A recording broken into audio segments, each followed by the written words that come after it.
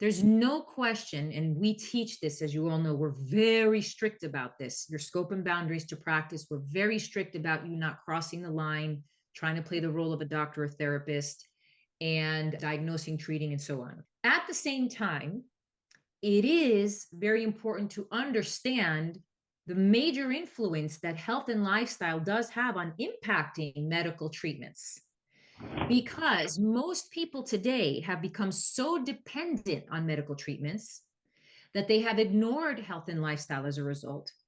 And the people who have gone, let's say, they have decided to go out of the box, question their doctor, question their medical treatments, question their dependency on the medical treatments. The people who have decided to do that, the majority of them have been medical treatment free. Now, that is not to say that there are a few people that exist that will need to be on medical treatments. There are definitely cases like that. The majority of cases, if they were to make health and lifestyle changes, do not need to be dependent on medical treatments. Unfortunately, we live in a society that is so consumer based that it's always a prescription for something.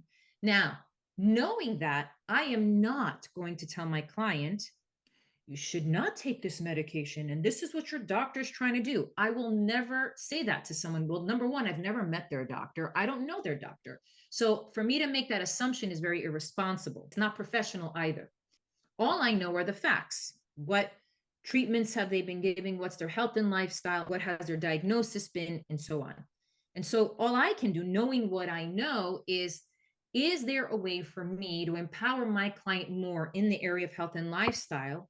And should it happen that because that's been so empowering and it's made so many changes, they find out that they no longer need a medication or need a treatment as a result, then at that point they can have that discussion with their doctor. I'm sharing this with you because there's so much power in health and lifestyle that is still undervalued.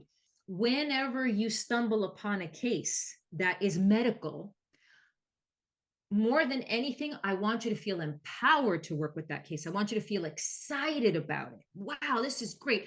I have an opportunity to see if my health and lifestyle aspect of what I'm doing with their sleep is going to influence what's happening with them medically to a point where that could change everything for them. Versus how, unfortunately, some sleep coaches feel very intimidated by the medical side and say, oh, I don't know how far I can go there. As long as you stay within your scope and boundaries to practice and you keep things professionally and you're not making assumptions, you're good to go.